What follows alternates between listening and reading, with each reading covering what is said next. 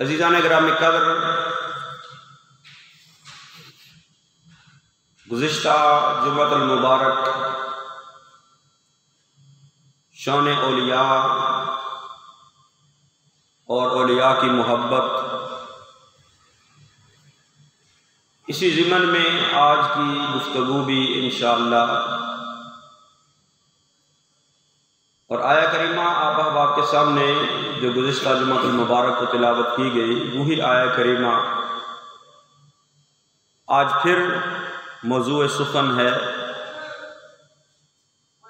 خالق نے فرمایا الا ان اولیاء اللہ لا خوف علیہم ولا هم یحزنون، فرمایا جو اللہ کے ولی ہیں ان پر نہ کوئی خوف ہے نہ کوئی ڈر ہے۔ اولیاء اللہ رب العالمین حکم الحاکمین کے برگزیدہ بندے،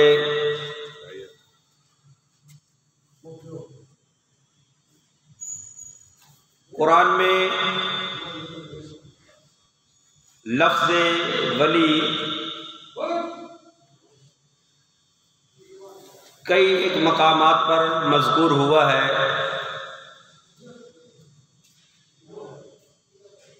رب العالمین حکم الحاکمین نے یہ لفظ اپنے بندوں کے لیے بھی استعمال کیا اور شیطان کے ساتھیوں کے لیے بھی یہ لفظ استعمال کیا ہے، لیکن جو اللہ کے پیارے ہیں، جو اللہ کے محبوب ہیں، ان کی نسبت خدا کی طرف ہو جاتی ہے، رحمان کی طرف ہو جاتی ہے، تو ان کو اللہ عزتیں اور شانیں عطا فرماتا ہے۔ اور جو لوگ شیطان کے ساتھی بنتے ہیں ان کے اندر وہ شیطان والی صفات پیدا ہو جاتی ہیں، کیونکہ نسبت کے ساتھ انسان کی یا کسی چیز کی قدر و منزلت جو ہے وہ بڑھ جاتی ہے، اس کا احترام، اس کی عزت، اس کی قدر، اس کی ویلیو اس وجہ سے ہوتی ہے جس کے ساتھ اس کی نسبت قائم ہو جائے۔ دنیا کے اندر ہر انسان کا اپنا گھر ہے، ہر انسان کا اپنا رہنے کا مکان ہے، لیکن کچھ مکان ایسے ہیں جن کی نسبت اللہ کی طرف ہوتی ہے، جس طرح مسجد بیت اللہ یعنی اللہ کا گھر، مسجد اللہ کا گھر ہے، اور پھر خانہ کعبہ جو بیت اللہ ہے وہ بھی مسجد ہے، مسجد حرام، لیکن اس کو بیت اللہ کہا جاتا ہے کہ یہ اللہ کا گھر ہے کیونکہ اس کی نسبت اللہ کی طرف ہے، اس کی نسبت اللہ کی طرف ہے کہ وہاں اللہ کی عبادت ہوتی ہے، وہ مسلمانوں کا قبلہ ہے، اس وجہ سے اس خانہ کعبہ کی تعظیم ہے، اس کی عزت ہے، اس کا احترام ہے۔ اور یہ ولی جب اللہ کی طرف اس بندے کی نسبت ہو جاتی ہے، اللہ کا دوست بن جاتا ہے، تو پھر اس کو عزت اور احترام بھی اللہ کی بارگاہ سے ملتی ہے۔ اور جو شیطان کے ساتھی بنتے ہیں پھر وہ کام بھی شیطان کے حکم پر عمل پیرا ہو کر کرتے ہیں،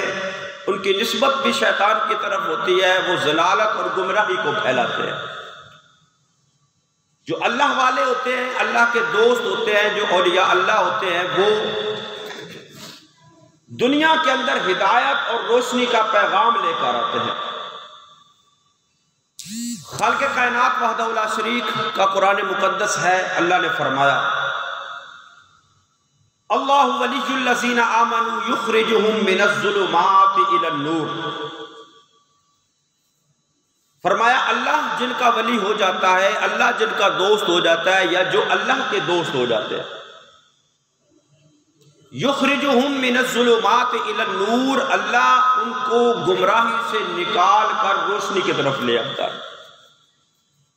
اور والذین کفروا اولیاءہم الطاغوت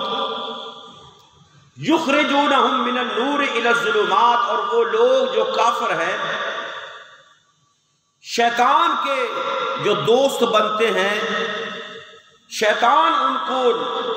روشنی سے نور سے نکال کر اندھیروں میں لے جاتا ہے۔ تو ولی کا لفظ جب اللہ کے لیے استعمال ہو تو معنی اور ہوتے ہیں، جب رسول اللہ صلی اللہ تعالیٰ علیہ وآلہ وسلم کے لیے استعمال ہو معنی اور ہوتے ہیں، جب اللہ کے مقرب بندوں کے لیے استعمال ہو تو معنی اور ہوتے ہیں۔ رب العالمین حکم الحاکمین فرمایا انما ولیکم اللہ ورسولہ والذین آمنوا، فرمایا بے شک اللہ بھی تمہارا ولی ہے، اس کا رسول بھی تمہارا ولی ہے، اور ایمان والے بھی تمہارے ولی ہیں۔ تو عام انسان اور ولی کے اندر بہت فرق ہوتا ہے۔ ولی وہ ہوتا ہے جس کو اللہ کا قرب نصیب ہو جائے، جس کو اللہ اپنا قرب عطا فرما دے۔ اور نبی کریم صلی اللہ تعالیٰ علیہ وآلہ وسلم نے حدیث قدسی کو بیان فرمایا کہ رب فرماتا ہے، حدیث قدسی وہ ہوتی ہے جو خالق کا فرمان ہوتا ہے، زبان مصطفیٰ سے ادا ہوتا ہے۔ حدیث مصطفیٰ وہ ہوتی ہے جو زبان مصطفیٰ سے نکلے اور صحابہ اس کو بیان کرے کہ یہ رسول اللہ صلی اللہ تعالیٰ علیہ وآلہ وسلم کا فرمان ہے۔ اور جو رب کا فرمان ہو قرآن کے علاوہ، اور زبان مصطفیٰ جس کو فرمائے کہ یہ رب یہ فرما رہا ہے، اس کو کہتے ہیں حدیث قدسی۔ تو حدیث قدسی ہے،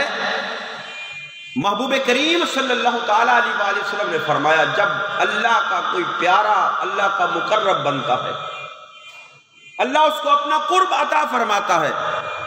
تو پھر خالق فرماتا ہے میں اس کو اتنا قرب عطا فرماتا ہوں، اتنا قرب عطا فرماتا ہوں کہ میں اس کے ہاتھ بن جاتا ہوں جس سے وہ پکڑتا ہے، میں اس کی آنکھیں بن جاتا ہوں جن سے وہ دیکھتا ہے،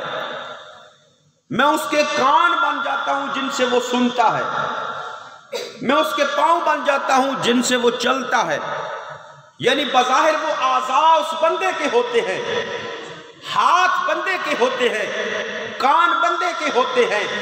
آنکھیں بندے کی ہوتی ہیں، پاؤں بندے کے ہوتے ہیں، لیکن ان میں تصرف، ان میں طاقت،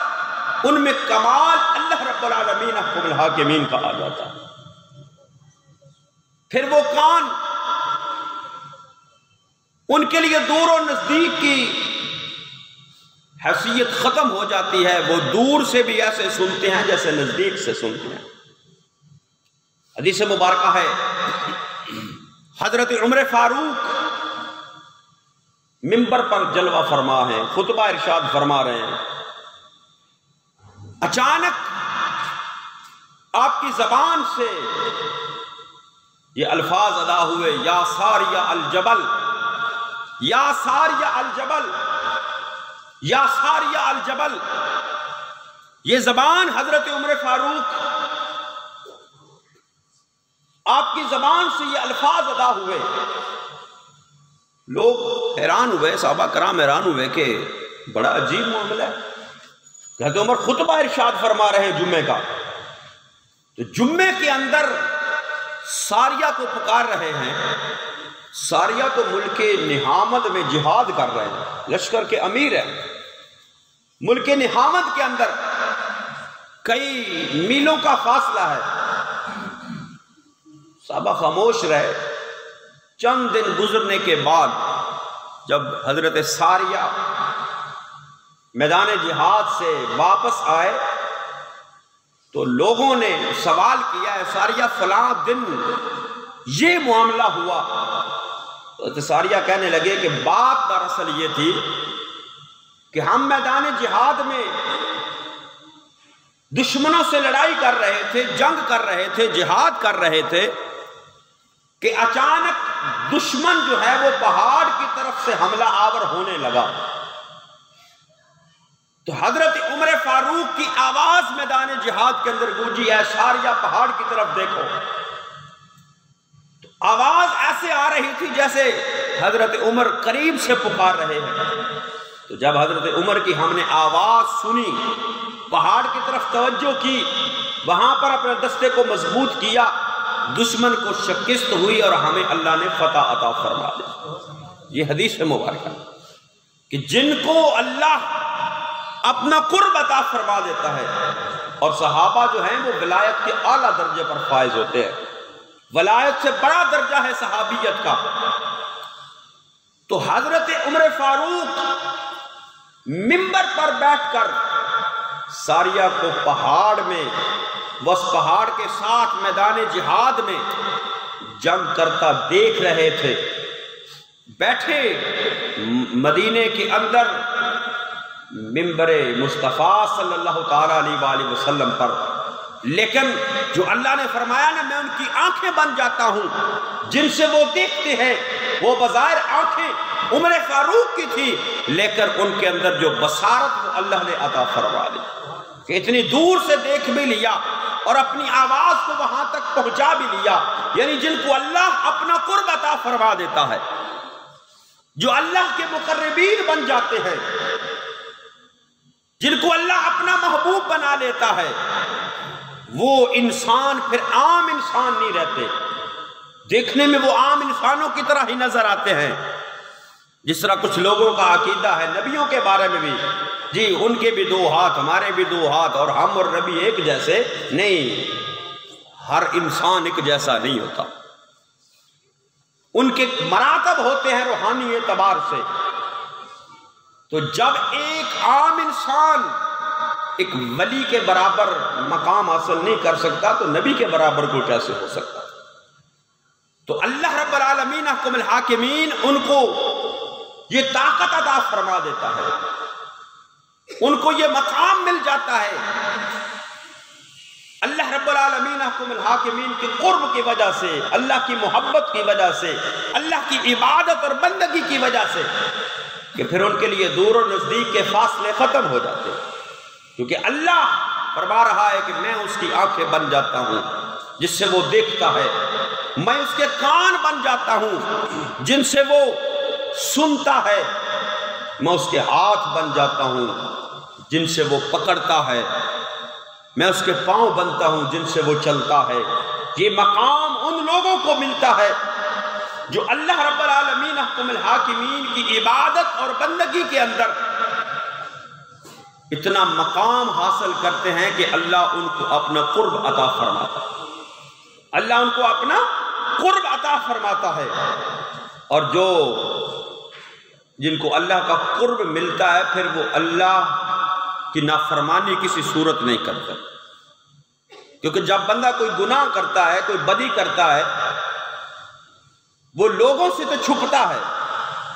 کہ لوگ مجھے گناہ کرتا نہ دیکھیں،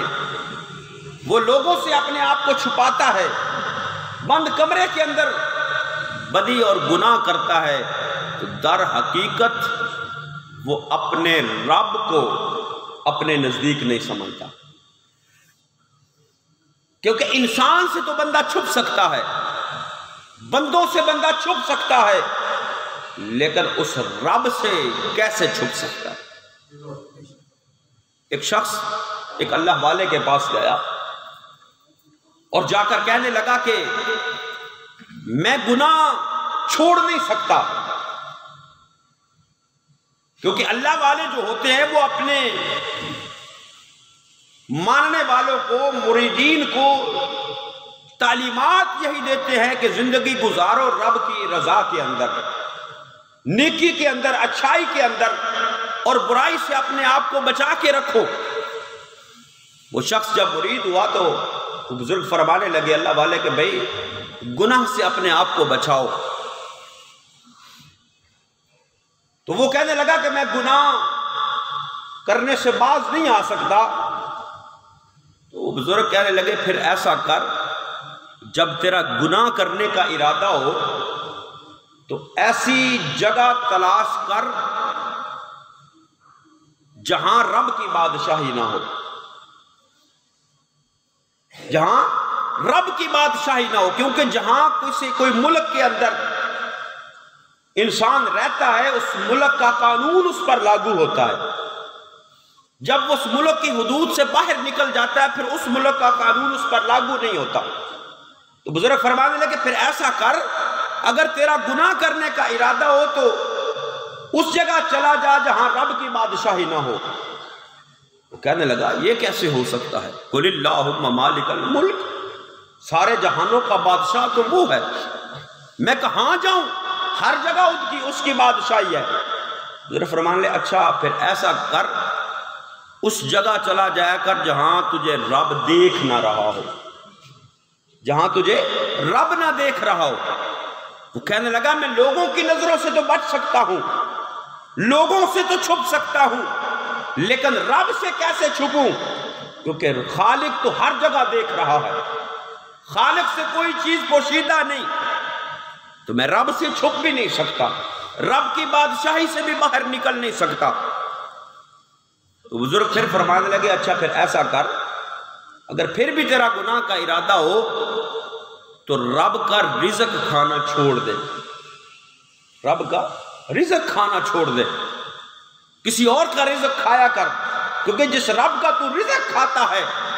اگر اس کی نافرمانی کرنی ہے تو پھر اس کا رزق کھانا چھوڑ دے. وہ کہنے لگا رب کا رزق کھانا کیسے چھوڑ دوں؟ ساری کائنات کو پالنے والا تو وہی ہے، ساری کائنات کو رزق دینے والا وہی ہے. تو بزرگ فرمانے لگے اچھا جب تو رب کی بادشاہی سے بھی نکل نہیں سکتا، جب رب سے چھپ بھی نہیں سکتا، جب رب کا رزق کھانا بھی چھوڑ نہیں سکتا تو پھر گناہ کو چھوڑ دے، پھر گناہ کو چھوڑ دے. تو جو بندہ گناہ کرتا ہے، بدی کرتا ہے،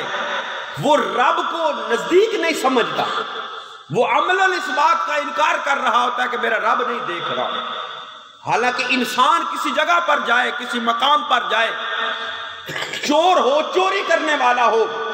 لیکن اس کو اگر وہاں سی سی ٹی وی کیمرہ لگا نظر آ جائے نا تو وہاں چوری نہیں کرتا کہ کیمرہ مجھے دیکھ رہا ہے. ارے ہمارے ایمان اتنے کمزور ہو گئے کہ ہم کیمرے سے تو ڈریں کہ کیمرہ ہمیں دیکھ رہا ہے، اس رب سے کیوں نہیں ڈرتے جو ہمہ وقت ہمیں دیکھ رہا ہے؟ اس رب سے کیوں نہیں ڈرتے؟ اور جو اللہ والے ہوتے ہیں ان کا ہر عمل جو ہے وہ رب کی رضا کے اندر ہوتا ہے، وہ اپنے رب کو راضی کرتے ہیں. وہ ہمیشہ ان کا یہ عقیدہ ہوتا ہے اللہ والوں کا کہ ہمارا رب ہمارے ساتھ ہے. اور پھر جن کو اللہ کا قرب مل جاتا ہے وہ خود بھی شریعت مصطفیٰ صلی اللہ تعالیٰ علیہ وآلہ وسلم کی پیروی کرتے ہیں اور اپنے ماننے والوں کو بھی شریعت مصطفیٰ کی پیروی کرواتے ہیں. یہ جو ہمارے معاشرے میں کے اندر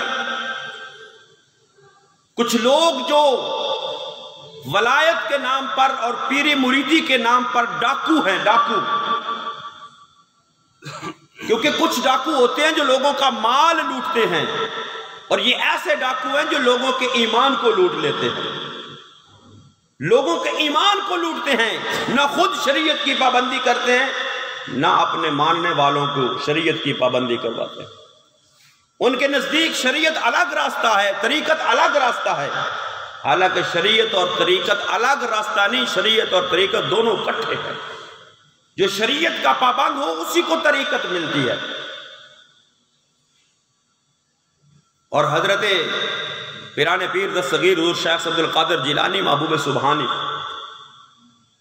ان سے ہم محبت کرتے ہیں، ان کا نام لیتے ہیں، ان کی 11ویں دلواتے ہیں، کیونکہ وہ اللہ والے ہیں. انہوں نے ساری زندگی شریعت مصطفیٰ صلی اللہ تعالیٰ علیہ وآلہ وسلم کے مطابق بسر کی اور لوگوں کو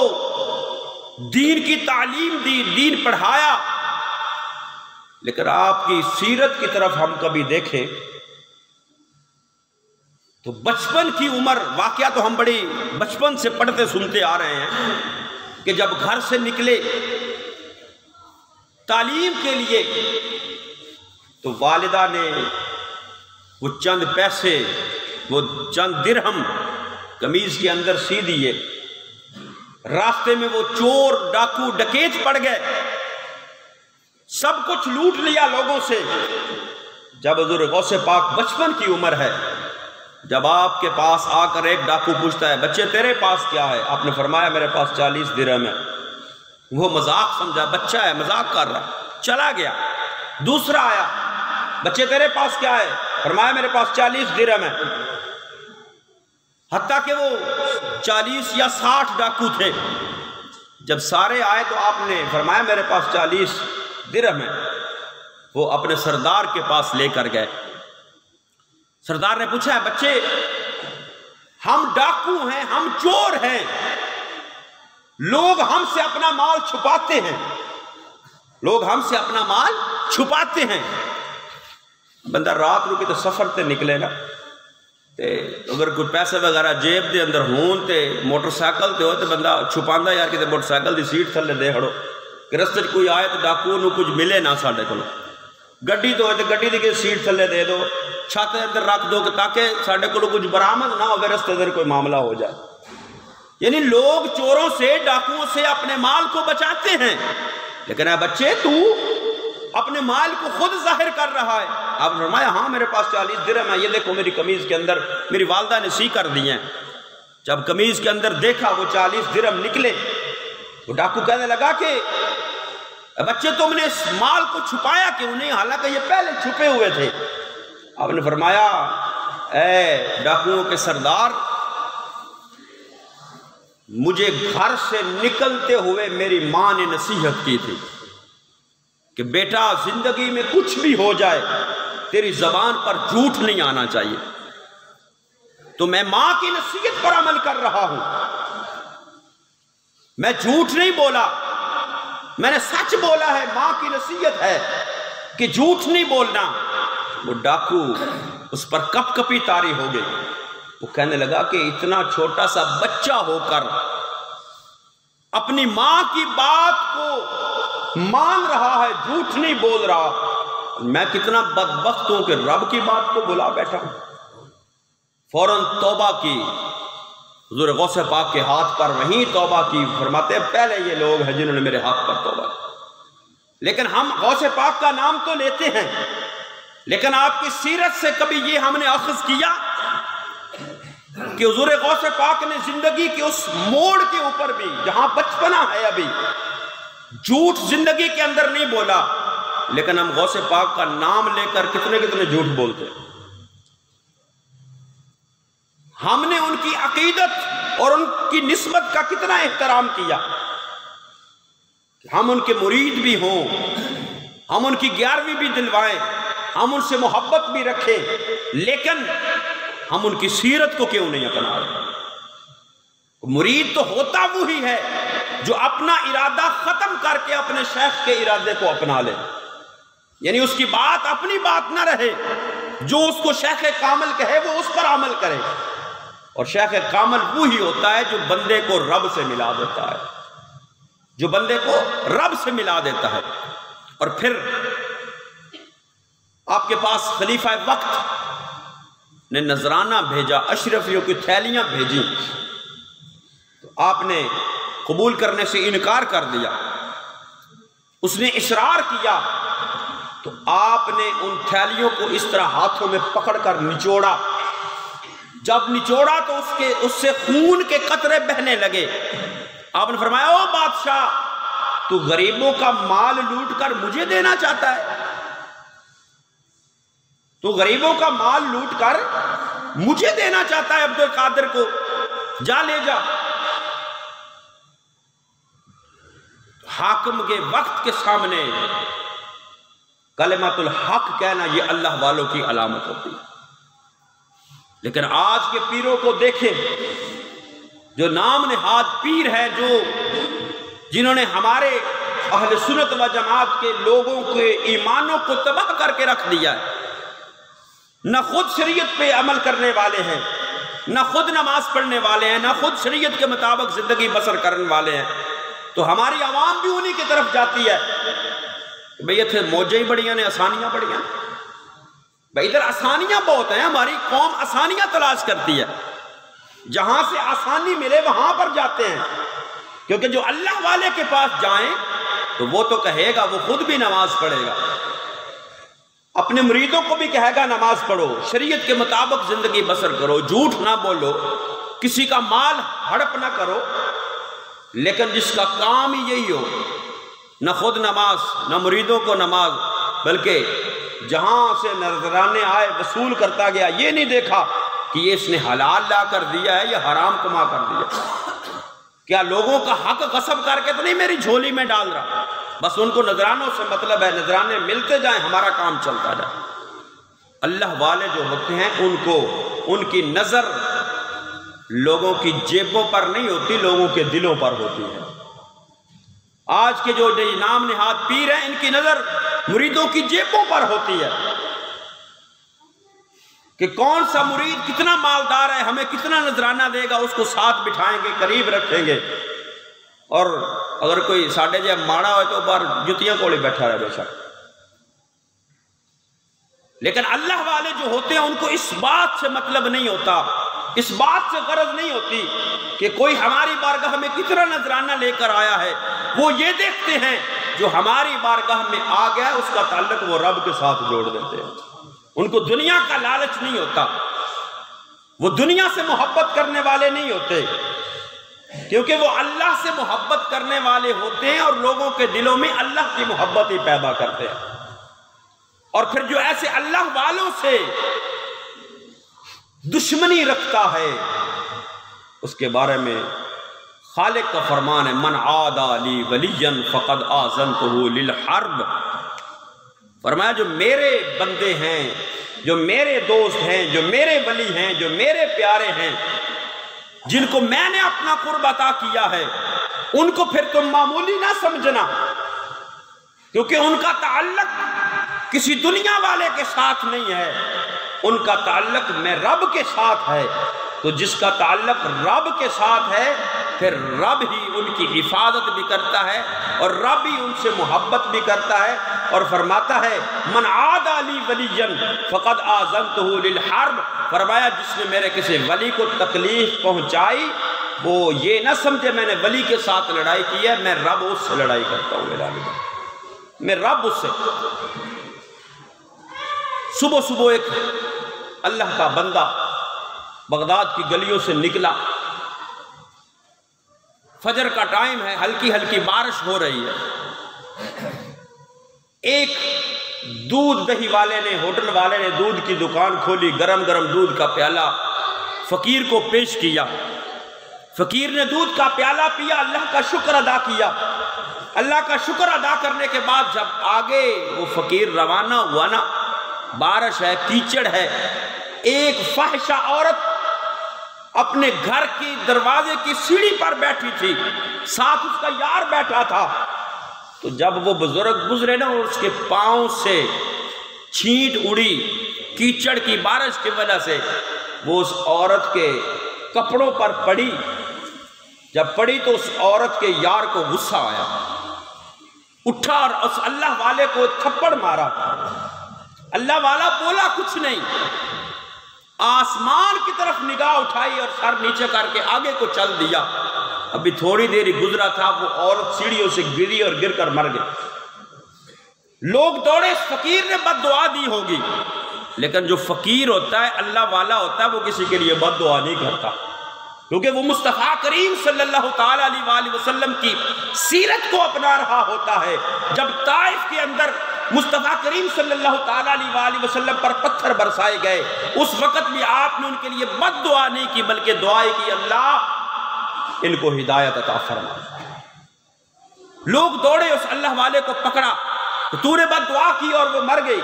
آپ نے فرمایا میں نے کوئی بد دعا نہیں کی، میں نے زبان سے ایک لفظ نہیں بولا، بات دراصل یہ ہے اس کے کپڑوں پر وہ کیچڑ کی ایک چھینٹ پڑی ہے، اس کے یار کو غصہ آیا، اس کے یار نے مجھے مارا ہے، میرے یار کو بھی غصہ آ گیا ہے، من عادى لی ولیا فقد آذنتہ للحرب، جو سچے اللہ والے ہوتے ہیں ان کے دامن کو پکڑنا چاہیے، ان کے ساتھ دشمنی جو ہے وہ رب کے ساتھ دشمنی ہوتی ہے، لیکن ہمیں اس کی پہچان کرنے کی ضرورت ہے۔ ہم ہر کسی ایرے غیرے کے ہاتھ میں اپنے ہاتھوں کو نہ دیں، بلکہ دامن اس کے ساتھ جوڑے، دامن اس کے ساتھ، اپنا ہاتھ اس کے ساتھ، اس کے ہاتھ میں دیں جس کا تعلق رب کے ساتھ ہو، جو خود بھی شریعت پر پابند ہو، اور ولی وہ ہوتا ہے جس کو دیکھ کر خدا یاد آ جائے۔ ولی وہ ہوتا ہے جس کو دیکھ کر خدا یاد آ جائے۔ تو جنہیں کلین شیو چھڈی ہوئے، کتے رکھے ہون، انہوں ویکھ کے پھر رب تو یاد نہیں ہوتا، شیطان یاد آتا۔ رب تو ان کو دیکھ کر یاد آتا ہے جن کے چہرے سنت کے مطابق ہوں، جن کے چہروں پر نور ہدایت ہو، جن کے چہروں پر مصطفیٰ کریم صلی اللہ تعالیٰ علیہ وآلہ وسلم کی اتباع اور فرمانبرداری کا پہرا ہو، جن کے چہرے خوف خدا کا منظر پیش کر رہے ہوں، جن کی آنکھوں میں تقوی اور پرہیزگاری کی جھلک ہو۔ جب ایسے لوگوں کے ساتھ ہم اپنا تعلق جوڑیں گے تو جب وہ جنت کے اندر جائیں گے، ان کے ساتھ والے بھی اللہ جنت ان کو بھی عطا فرما دے گا۔ تو اللہ رب العالمین احکم الحاکمین ہمیں سچے لوگوں کی پہچان عطا فرمائے، اور ان دوسرے لوگوں سے اللہ ہمیں محفوظ و معمول فرمائے۔